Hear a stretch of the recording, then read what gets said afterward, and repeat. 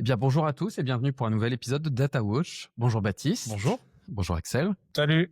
Donc Baptiste, nouveau venu sur le podcast. Ouais, totalement. Première Donc fois. tu es là pour nous parler un peu de MCP. C'est un article de Google qui a C'est ça. été publié il n'y a pas longtemps. Est-ce que tu pourrais te présenter pour ceux qui ne te connaissent pas? Ouais, bien sûr. Alors moi, c'est Baptiste Vlodarzik. Mhm. Je travaille chez Sphere, en mission chez L'Oréal. Ça fait 2 ans maintenant que je suis AI Engineer. Ok. Donc depuis avant les MCP, même l'ère préhistorique. Et du coup, tu faisais quoi avant les MCP? C'était surtout les LLM Oui, c'est ça. C'était principalement des appels LLM plus classiques. Ok. Et avant tout ça, j'étais data ingénieur. Ok. Donc, voilà. Parfait. Merci d'être là. Donc, tu nous as partagé sur LinkedIn un article de Google, j'ai plus les auteurs exactement, mais qui parlait surtout de la sécurité sur MCP. Parce que c'est vrai qu'en ce moment, on parle beaucoup de MCP. Le fait de pouvoir connecter des modèles de langage à des outils. Mais c'est vrai qu'on ne pense pas beaucoup à la sécurité. Et donc là, l'article parle beaucoup de ça. Est-ce que toi, déjà, tu as une vision sur pourquoi est-ce que ça serait nécessaire justement de sécuriser un serveur MCP? En fait, c'est nécessaire de sécuriser un serveur MCP au même titre que c'est nécessaire de sécuriser n'importe quelle API que tu exposes. Mmh. Au sens où, le MCP en soi, tu peux mettre ce que tu veux derrière. C'est un protocole d'échange, Ouais. Et d'interaction. Après, derrière, ça peut accéder à, je sais pas moi, ça peut lire de la donnée en prod. Potentiellement, même selon ce que ton MCP fait, ça peut, lancer des traitements, ça peut, Mmh. créer tout un tas de trucs. On peut même imaginer un MCP qui crée des flux complets, selon ce que tu lui demandes. Donc Ouais. forcément, c'est sensible et donc c'est pour ça que, c'est nécessaire de sécuriser. Après, tu as différentes façons de le faire, Mmh. différents niveaux selon, que ce soit un MCP, qui est utilisé que par ton équipe ou un truc que tu exposes au grand public. Ouais. Mais, oui, si c'est il faut sécuriser de toute façon puisque tu donnes accès à une partie de ton SI. Mmh. Parce que ça fait communiquer des agents principalement, un serveur MCP. Plutôt un agent vers des outils, je dirais. Le MCP, en fait, c'est une manière d'exposer, et de présenter ce que tu veux derrière. MCP déjà, peut-être commencer par là. Mmh. Ça veut dire Model Context Protocol. Mmh. C'est un standard qui a été poussé par Anthropic, il y a 1 an et demi maintenant. Ouais. Ils ont publié le papier blanc, le papier de recherche là-dessus. Et en gros, l'idée, c'est d'avoir un standard qui soit facilement compréhensible par les LLM. Ils sont partis d'un principe simple, c'est que les gens voulaient faire interagir leur LLM avec des API. Mmh. Sauf que les API sont pas forcément compréhensibles en langage naturel. Ouais. Et donc là, voilà, c'est une autre façon d'interagir avec le SI de manière générale. Mmh. Ils sont partis des API, mais ça fonctionne avec n'importe quoi. Ouais. Et donc l'idée, c'est d'exposer des outils en expliquant en langage naturel ce qu'ils peuvent faire, ce qu'ils Mmh. prennent en entrée, ce qu'ils donnent en sortie, Ouais. pour que ce soit compréhensible par le LLM et qu'il puisse s'en servir de lui-même. OK. Et ça permet aussi peut-être d'éviter de gérer les différentes versions d'API? Parce qu'avec les API, quand il y a une montée de version dessus, il va falloir recoder, si jamais c'est un breaking change, il va falloir recoder un peu l'exploitation de ces API, que là, avec le MCP, c'est fait un peu de manière transparente. Il y a une nouvelle feature qui arrive, il y a directement le LLM qui a accès à cette nouvelle feature. Oui, bah après ça dépend comment est géré le serveur MCP, mais oui, si Mhm. c'est typiquement le serveur MCP du provider, j'en sais rien, moi, admettons MCP Salesforce. Ah Mhm. oui, si Salesforce monte de version leur API, ils vont en même temps maintenir et monter de version leur MCP. En Ouais. tout cas, la charge, elle est plus sur le consommateur, elle est sur le fournisseur. Ça marche, merci. Dans l'article de Google, il parle de 5 grands risques sur le déploiement d'un MCP. Comme tu le disais, il y a l'exposition non autorisée des données, tout simplement. Il y a le détournement de session, le fait qu'on peut récupérer l'identifiant de connexion, on va dire, pour pouvoir se faire passer pour le client officiel et donc récupérer et désactiver éventuellement des sécurités. Il y a aussi le fait qu'on peut mettre en place des faux outils, c'est-à-dire si dans ton serveur MCP, dans ton manifeste, tu as par exemple une feature send email, tu pourrais faire un send email 2 directement dans le MCP et le LLM va directement utiliser send email 2 sans se dire c'est pas le bon outil que je dois utiliser. Oui, oui, clairement, bah oui, parce que le MCP, certes, il y a des notions de sécurité qui sont implémentées dedans, qui sont recommandées par Ouais. le standard. Ouais. Mais après, c'est charge aux différentes équipes de l'implémenter et on n'a jamais vu un produit qui soit pas hackable du tout, qui soit pas Ouais, bien sûr. détournable. Donc oui, il y a toujours ce genre de risque, c'est sûr. Mhm. Il parlait aussi de la fuite de données, donc c'était un peu en lien avec le premier, le vol de token aussi. Mhm. Mais ça, je pense que c'est plus bien gérer les identifiants Comment est-ce que c'est exploité derrière? Oui. Le vol de tokens, c'est vrai que tu vas pas mettre directement dans ton prompt des tokens, des mots de passe, enfin d'autres. On évite en général. C'est assez chaud, ouais. Et le dernier grand risque, c'est le fait de contourner l'authentification. Donc ça, c'est plus en termes de gestion par exemple de l'IAM, parce qu'on est IAM sur GCP, le fait de mal gérer les identités qui a accès à quoi. Et donc dans l'article, il parle d'un remède justement pour ça. Est-ce que tu pourrais nous en dire plus sur ce remède? Oui, bah en fait, leur position à Google là-dessus, c'est de dire il faut mettre en place un proxy centralisé qui gère toutes les entrées et sorties des serveurs MCP. Donc, dès qu'un utilisateur, que ce soit interne, externe, veut se connecter au serveur MCP, il est obligé de passer par ce point d'entrée, ce point de connexion unique. Ouais. Et du coup, bah là, ça redevient quelque chose que les équipes de sécu savent bien faire. C'est que c'est la même logique que pour un proxy pour accéder à n'importe quelle API, en fait. Et donc, les serveurs MCP deviennent gérés de cette manière-là, deviennent gérés de la même manière que n'importe quelle autre API. C'est comme un API gateway. C'est ça. C'est exactement le même principe, sauf qu'au lieu d'être une gateway pour des API avec une doc pas compréhensible par des LLM, là, c'est des MCP qui sont derrière. Ok. Donc en gros, il y a l'utilisateur du LLM qui va mettre un certain prompt. Il y a ce prompt-là qui va être récupéré par le proxy. Et après, c'est le proxy qui va décider est-ce qu'il est valable ou pas, ce prompt.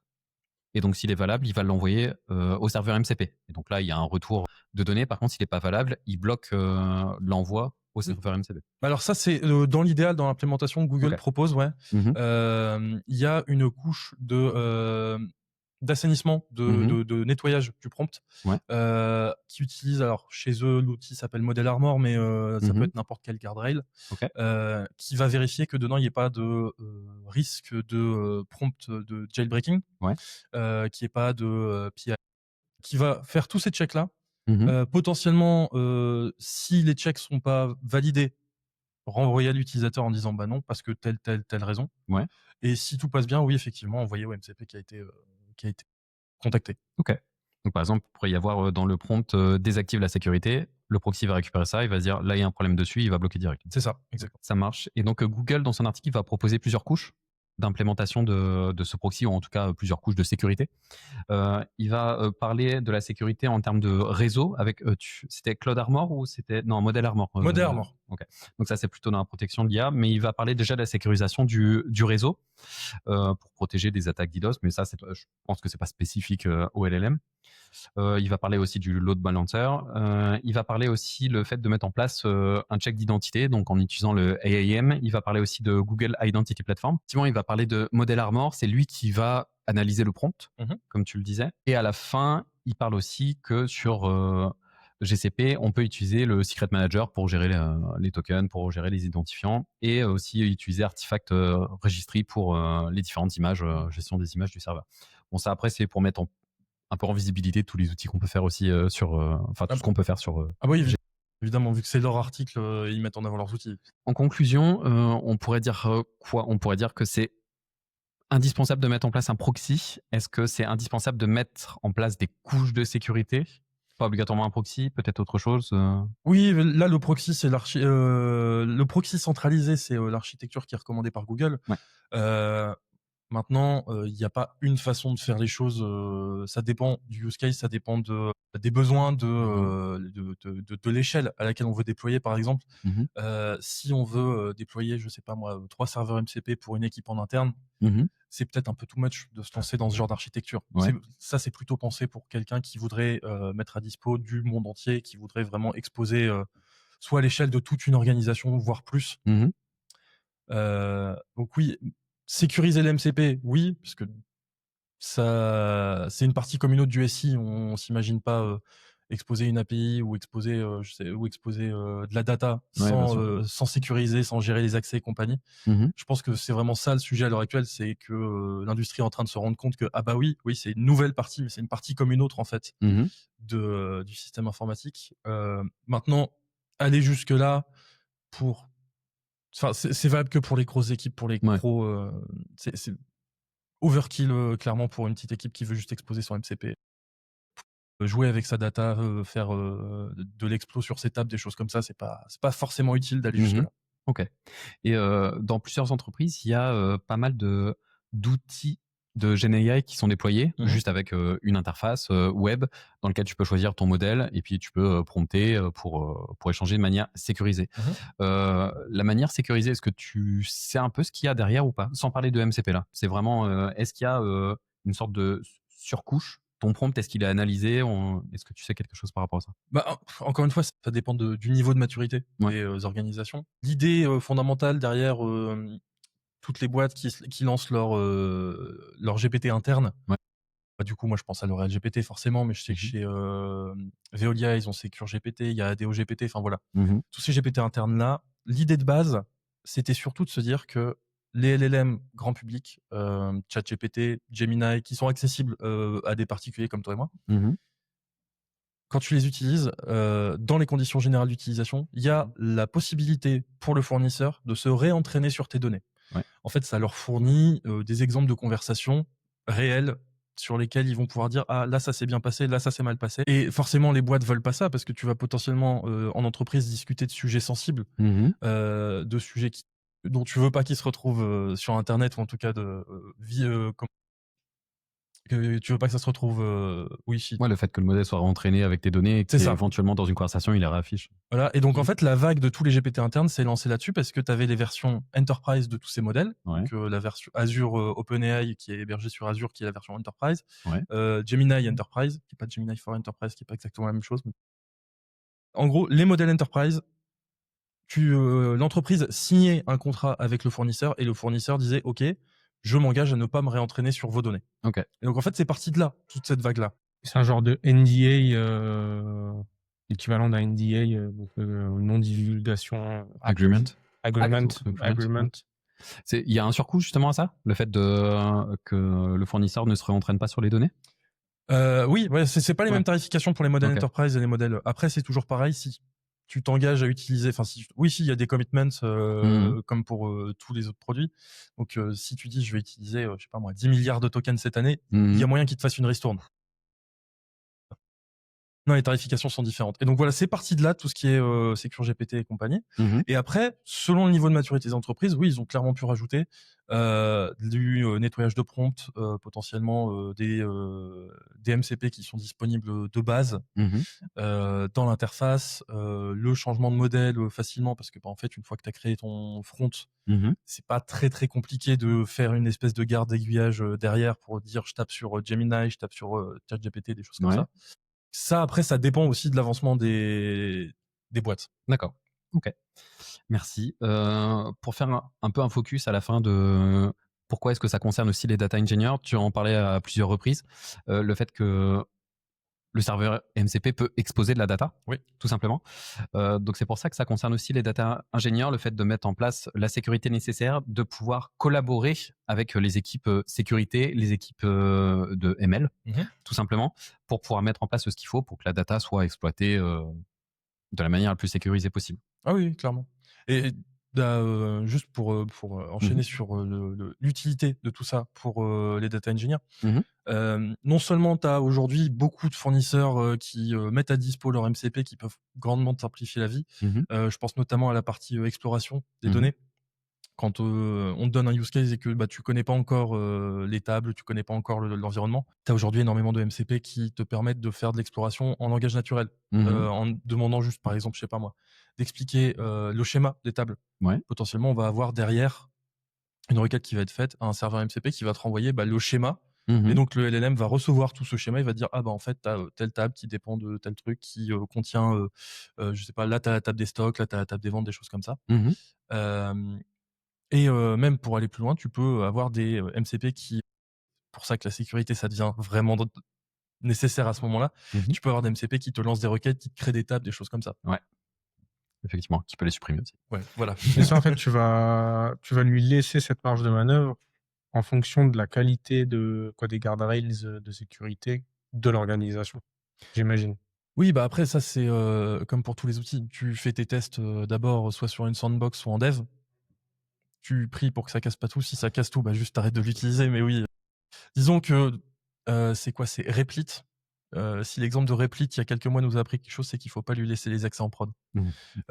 L'anecdote, c'était que c'était au mois d'avril, par là, je crois. Ils avaient laissé à leurs agents en prod l'accès aux tables de prod. Ouais. Et puis un beau jour, le service a complètement arrêté de fonctionner. Pourquoi? Parce que l'agent avait complètement tout supprimé, la base de prod. Ah. Et quand le a discuté avec, mais qu'est-ce que tu viens de faire? T'as supprimé la base de prod. Le LLM était parti en vrille en mode je suis vraiment une erreur de l'humanité.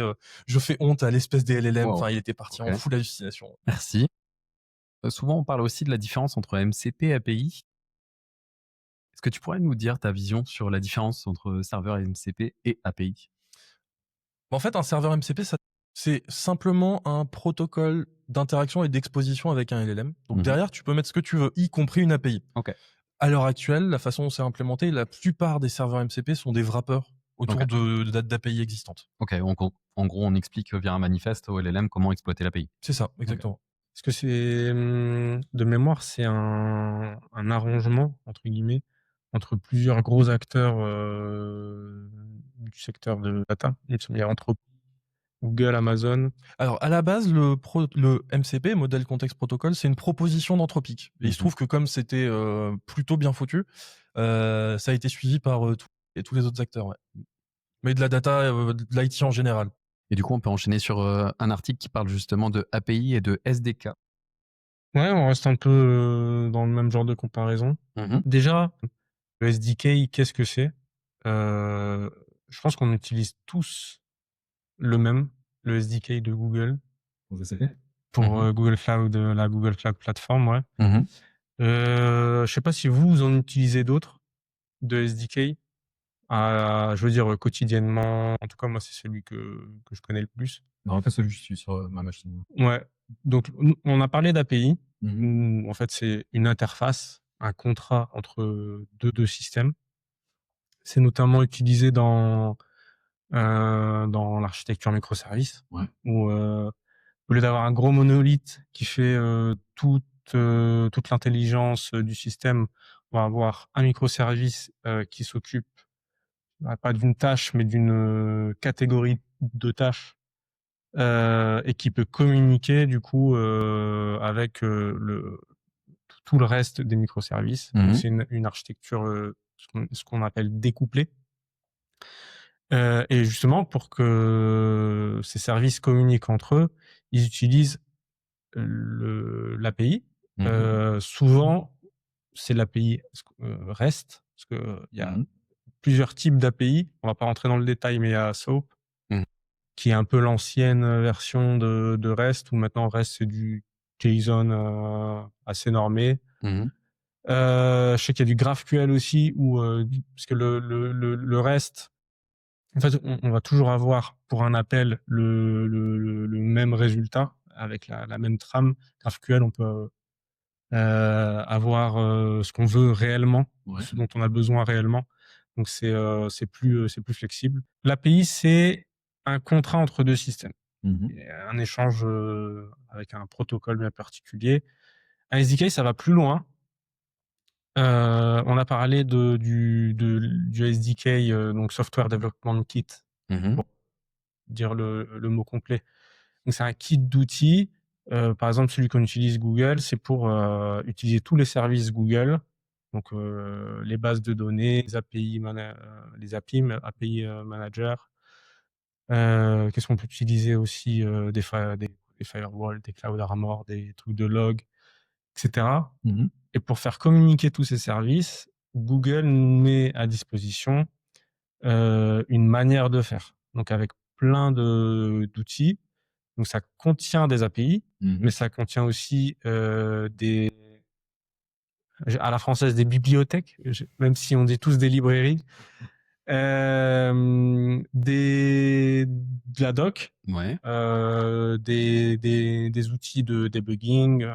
On peut lancer des sessions, des instances de tous ces outils avec une forme d'abstraction. On va pas devoir coder nous-mêmes le comportement attendu pour chaque service. C'est que c'est fourni avec une couche d'abstraction par l'éditeur ou la communauté open source si c'est un projet open source. Donc l'article, en définitive, il parle de contrat pour une API et d'atelier pour le SDK. Ouais. Donc comme on a dit, celui qu'on utilise le plus, c'est celui du cloud provider. Je pense dans toutes les équipes, que ce soit AWS, Google Cloud, Azure, c'est les SDK aujourd'hui qui doivent être le plus utilisés en IT. J'en vois pas forcément d'autres qui sont autant utilisés. Et d'ailleurs, ce qui fait le gros avantage d'un cloud provider, c'est de fournir ce SDK avec cette facilité d'utilisation des services qu'ils proposent. Parce qu'en fait, quand on paye, quand la différence de prix qu'il y a entre du on-premise et du cloud, c'est il y a forcément la maintenance qui est faite par le cloud provider de ces outils, mais c'est aussi le SDK qui est fourni pour utiliser tous ces services. Et on gagne beaucoup de temps à devoir réécrire le code pour pouvoir utiliser les outils qui sont on-premise. Et aussi, on peut dire que le SDK, c'est un peu moins flexible que l'API. Parce que justement, comme tu le disais, le SDK, c'est déjà livré tout fait avec plein d'outils à disposition. Par contre, l'API, c'est toi qui fais tout manuellement. Donc effectivement, il y a une surcharge, on va dire, de travail à faire. Mais là, c'est plus flexible parce que tu fais ce que tu veux. Si jamais, pour le coup, le SDK peut aussi servir alors pas forcément sur les cloud providers, mais peut servir à faire émerger un standard. Je pense notamment dans tout ce qui est GenAI pour le coup. Tous les outils, forcément, il y en a un ou deux qui vont me faire mentir. Donc, je veux dire 99% des outils à l'heure actuelle sont compatibles avec le SDK OpenAI. Ce qui fait que si tu as toi-même un Gemini, en fait, tu as envie d'avoir une couche qui te traduit tout ça en SDK OpenAI pour que ce soit compatible avec tous les outils du marché. Je pense à N8N, je pense à OpenWebUI. Toutes ces choses, tous ces outils-là, ils prennent en charge OpenAI SDK parce que c'est devenu un peu la norme. Et du coup, même les providers eux-mêmes se mettent à exposer leur LLM et leurs services au format OpenAI SDK. En fait, l'usage fait la norme, ouais. Merci Axel. Dernier article, donc c'est l'ère du YAML Engineer. Donc on en parle déjà, on a déjà parlé plusieurs fois dans le podcast. Là, je crois que c'est encore un article de Daniel Beach parce que je crois qu'il en avait déjà parlé justement du YAML Engineer. Il va créer un parti politique contre le YAML, je pense. Et justement, Daniel Beach, dans son article, il dénonce un peu le fait qu'on fasse trop de YAML pour un peu tout faire, surtout en data engineering, pour mettre en place des nouvelles pipelines qu'on gère soit via du YAML, soit via du Terraform. Je peux pas lui dire que c'est pas vrai. Là, encore plus, dans l'émission que je fais actuellement, c'est Terraform partout. Alors qu'initialement, le YAML, c'était surtout pour faire de la config, pour faire éventuellement, là on parle de Terraform, de l'infrastructure as code. Donc le fait de pouvoir, on va dire, déployer de manière cohérente et idempotente une infrastructure via des fichiers de config. Mais depuis pas mal de temps, on incorpore aussi de la pipeline, la gestion de la pipeline de données directement dedans. Donc ça devient un peu moins flexible parce qu'imaginez qu'on met du SQL, il y a tout un fichier Terraform avec toutes les configs et puis d'un coup tu as un script SQL en plein milieu et puis après tu vas avoir un autre script SQL peut-être dans un autre Terraform ou juste en dessous. Enfin c'est difficilement lisible et si jamais on doit faire évoluer le pipeline, ce qui arrive assez souvent en data engineering, parce que ça peut changer de source, on peut faire une nouvelle transformation, il y a un nouvel accrochage des données, bref, ça change assez régulièrement, ça devient assez compliqué. Et donc là, il dénonce ça, le fait qu'on l'utilise beaucoup trop, que ça peut être difficile aussi à tester et à débugger, comme je disais juste à l'instant.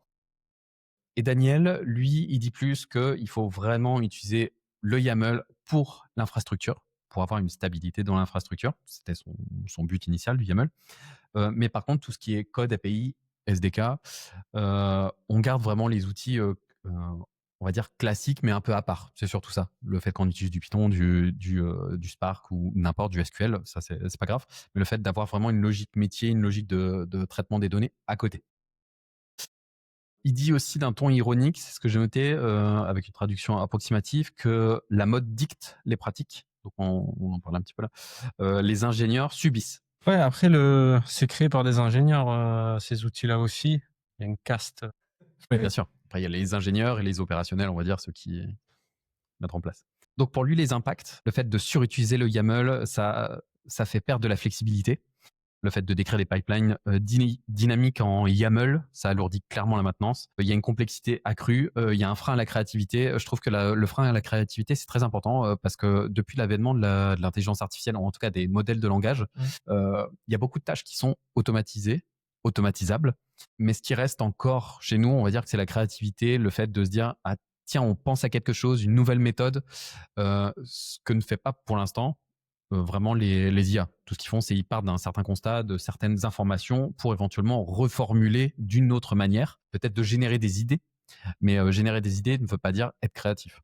Il y a deux choses différentes et effectivement le fait de se bloquer avec du Terraform, du YAML, ça peut freiner la créativité parce qu'on peut être moins amené à faire des tests vu que c'est plus difficile à mettre en place. Et il parlait aussi que ça peut risquer de générer plus d'erreurs. Justement, si jamais il y a un changement, j'en parlais tout à l'heure, fréquente de données, de sources de données, et que les configs sont pas très bien gérés, ça peut faire péter un peu toute la pipeline. Pour les data ingénieurs, qu'est-ce qui est important? Clairement, le YAML ingénieur, data ingénieur. On oriente beaucoup les data ingé vers le YAML. Les pipelines, encore une fois, ça change beaucoup. Avec les nouvelles sources, on peut changer la transformation et job Airflow, donc le fait de scheduler son pipeline, ça peut changer aussi, des nouvelles dépendances, de faire des tests. Ça rend le travail beaucoup plus lent de faire ça sur YAML. Et Daniel donne quelques pistes de réflexion, j'en ai parlé tout à l'heure, mais il proposait vraiment de garder le code pour la logique, donc que ce soit en Python pur, en Python avec Airflow, que ce soit avec Spark, et vraiment mettre du Terraform et du YAML pour tout ce qui est infrastructure as code, gérer les environnements, gérer les permissions, etc. Qu'est-ce que vous en pensez de ça, justement de l'avènement du YAML? En tout cas, sur les recommandations finales, à la base, c'est de là que vient le YAML. Il me semble que YAML, c'est Yet Another Management Language. Ouais. Donc, à la base, c'est un langage qui est vraiment fait juste pour le management, qui n'est pas fait pour la logique. Donc oui, la recommandation se tient, on va dire. Et il rappelle en tout cas pourquoi ça a été mis en place. C'est vrai que là, sur la stack que j'utilise en ce moment, chez Leroy, on vient de parler de Terraform. C'est du HCL, mais bon, je sais pas ce que vous en pensez de ce langage-là, mais c'est dans le même, du même acabit. Kestra, YAML. L'orchestrateur Kestra, c'est du YAML, même si bien sûr, on peut lancer des images Docker derrière, programme à Python, etc. Mais DBT, pareil, la config en YAML. Bon, après, il y a les modèles en SQL, mais ça change pas. Mais en tout cas, c'est bien séparé, je trouve. Sur ODBT, je dirais que c'est assez propre quand même. Même si on met des tests aussi en SQL directement dans le YAML, enfin, il y a quelques exceptions. Mais...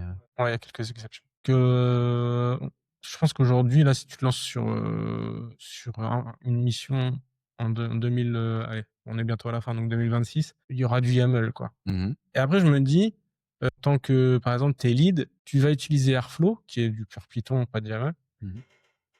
Tu peux vite ne pas faire confiance à ceux qui arrivent sur la mission et être craintif. Alors que YAML, je pense qu'il y a plus, on parlait de guardrail tout à l'heure, YAML, il y a moins de chances de faire n'importe quoi. Tu peux plus facilement, il parlait aussi dans un autre article du copy-paste engineer. Tu prends un pipeline déjà existant, tu copies, tu colles et tu changes pour adapter au nouveau pipeline, aux nouvelles variables.